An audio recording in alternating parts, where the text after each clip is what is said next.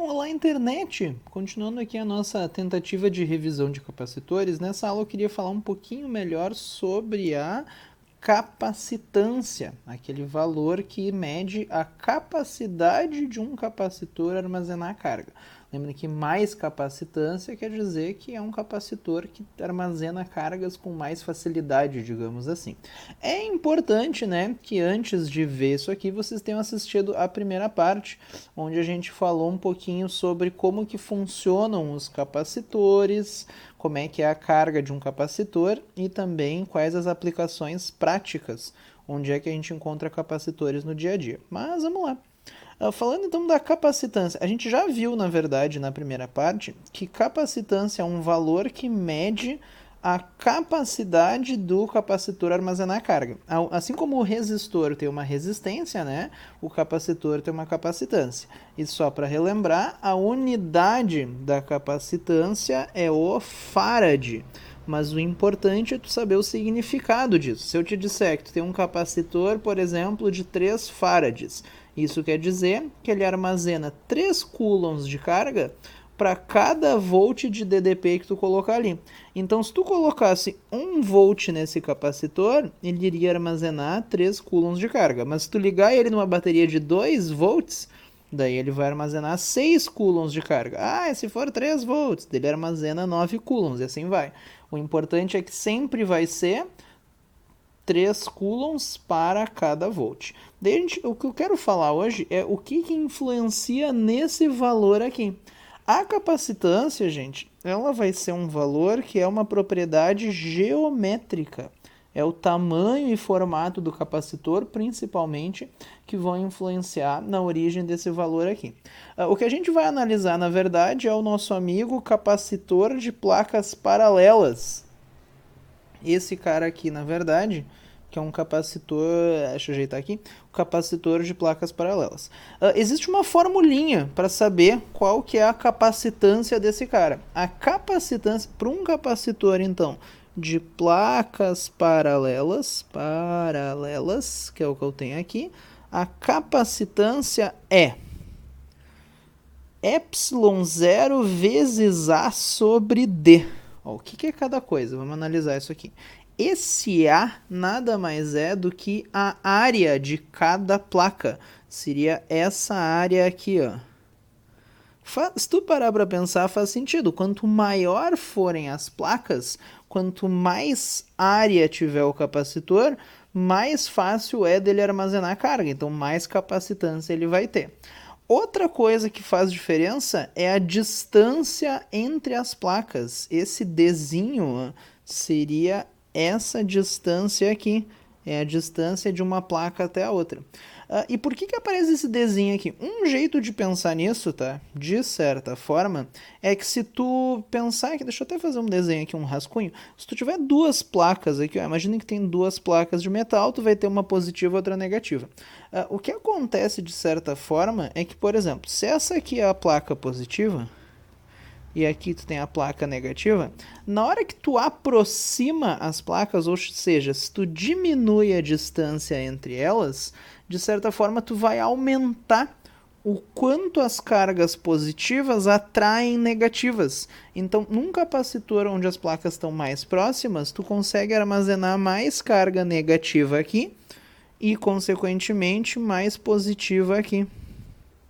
Vocês podem pensar que as cargas de uma placa ajudam a atrair cargas da outra, e daí esse monte de elétron repele elétrons da outra. Então, placas mais juntinhas é mais fácil das cargas se acumularem no capacitor. Por isso que aparece a distância aqui, inclusive a distância está embaixo na formulinha. Isso representa que menos distância entre as placas vai ser mais capacitância. Tá, e tem mais uma coisa aqui, se tu prestar atenção, que está aparecendo também aqui, justamente, deixa eu até apagar esse desenho aqui, ou não, né? Aqui. Tá aparecendo aqui também uma constante. Esse cara aqui, ó, ε0, gente. Isso aqui é um valor que a gente chama de permissividade elétrica.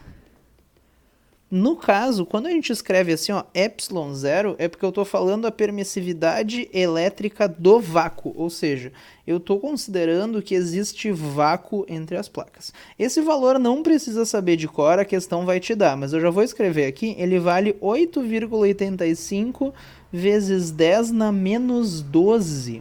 E ele tem uma unidade meio feia, tá? Tu poderia dizer que a unidade dele é Coulomb ao quadrado sobre Newton vezes metro quadrado. É meio feio. Na verdade, esse ε0 aqui ele não é uma novidade tão grande quanto vocês pensam. Se tu pegar aquele K lá da lei de Coulomb, que é cerca de 9 vezes 10 na 9, Newton vezes metro quadrado sobre Coulomb quadrado, se tu pegar esse ε0 multiplica por 4π, por que não? E faz 1 sobre isso, isso vai dar exatamente aquele K da lei de Coulomb.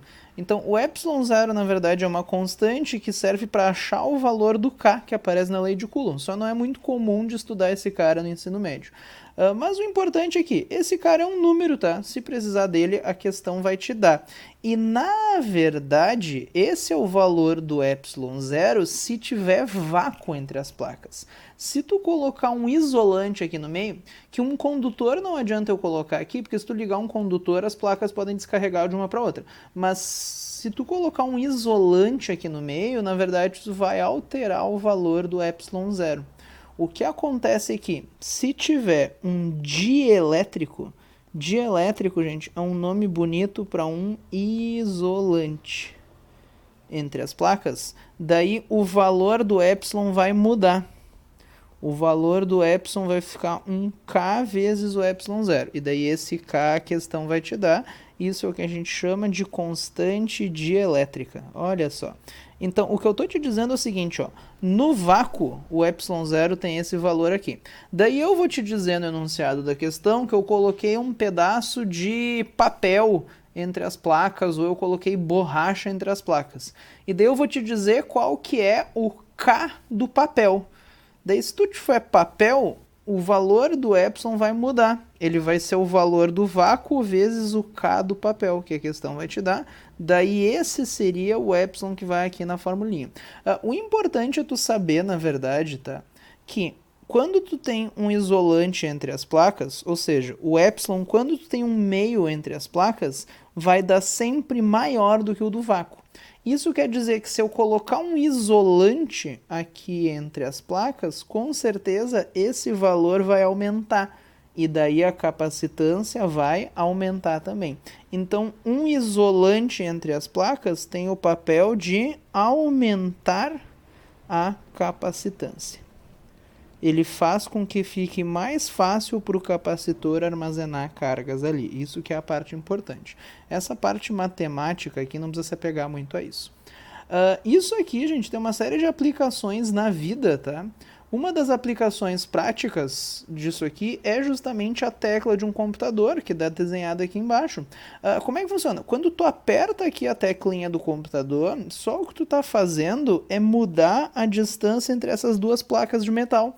A teclinha do computador é um capacitor, ó. Eu tenho uma plaquinha de metal, existe um isolante, existe outra plaquinha de metal aqui. E isso está ligada numa fonte de energia do teu teclado. O que acontece é que, na hora que tu aperta essa teclinha aqui, quando tu mete o dedão aqui e aperta essa teclinha, tu está reduzindo a distância entre as placas. Quando tu reduz a distância entre as placas, isso aumenta a capacitância. E daí, essa mudança de capacitância, ó, pensa que a carga que tem no capacitor é C vezes U.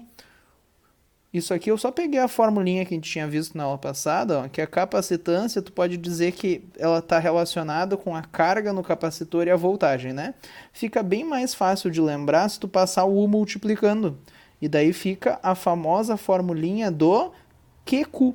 Então, a carga que está no capacitor é a capacitância vezes a DDP. E daí a capacitância vem disso aqui.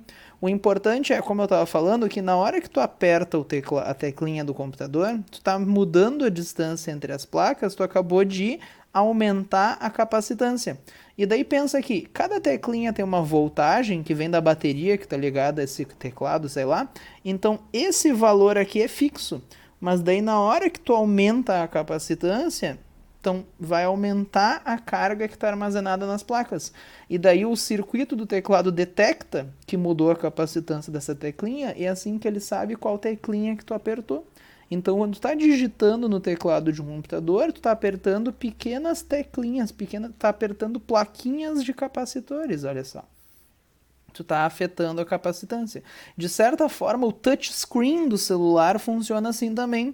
Quando tu aperta o celular, existem, na verdade, na tela do celular, existem milhares de plaquinhas que são como capacitores. E quando tu encosta numa certa região do celular, tu está alterando a capacitância daquela região. E é assim que o celular sabe em qual parte da tela tu está tocando. Olha só. Então, resumindo, a capacitância de um capacitor depende do material que tem entre as placas, isso vai afetar o valor da constante, da área dessas placas e da distância entre elas. Notem que a capacitância é uma propriedade geométrica, depende do formato do capacitor. Eu até queria aproveitar para mostrar isso para vocês naquela animaçãozinha que a gente tinha visto antes, ó. Porque se eu voltar aqui, tarará, ó, deu uma bugada, mas eu acho que a gente consegue fazer funcionar isso aqui. Ah, agora abriu. Ó, vamos clicar aqui na capacitância. O que está acontecendo? Ó? Se eu colocar uma voltagem aqui na bateria, tem uma certa quantidade de carga armazenada aqui nas placas. O que acontece é que a bateria eu vou manter a mesma. Isso quer dizer que se o capacitor está sempre ligado na mesma bateria, tu pode dizer que a voltagem no capacitor vai ser mantida constante. E daí lembra da formulinha do QQ. A carga que tem em cada placa é a capacitância vezes a voltagem que tem ali. Como eu vou manter a bateria, esse U aqui vai ficar constante. Esse U aqui vai ficar fixo. Isso quer dizer que se eu aumentar a capacitância, vai aumentar a carga nas placas e vice-versa. Notem que essa animação aqui me permite fazer justamente isso. Ó. Prestem atenção aqui em cima no valor de carga que tem nas placas. Como a gente acabou de ver, a capacitância é ε0 vezes A sobre D. Se eu mexer, por exemplo, na área das placas, se eu aumentar a área das placas, vai aumentar a capacitância.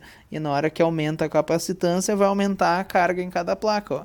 Se eu vier aqui e aumentar a área das placas, notem que cabe mais carga elétrica aqui, agora tem mais carga em cada placa. Aumentou a capacitância. Se eu reduzir a área das placas, daí está reduzindo a carga nelas e reduziu a capacitância, né? Reduziu a carga. Outra coisa que faz diferença é a distância entre as placas. Ó. Se eu mexer nessa distância, se comporta ao contrário, né? Quando tu reduz a distância entre as placas, aumenta a capacitância. E, consequentemente, se aumentar a capacitância, mesmo U vezes uma capacitância maior, quer dizer mais carga nas placas.